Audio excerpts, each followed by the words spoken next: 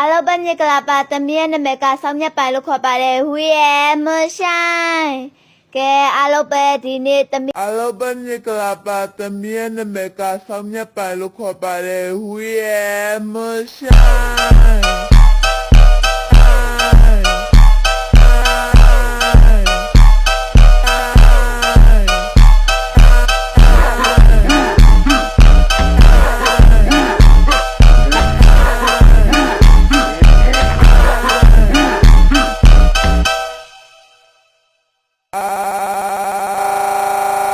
Albania kelapa temien mereka samnya palu kopare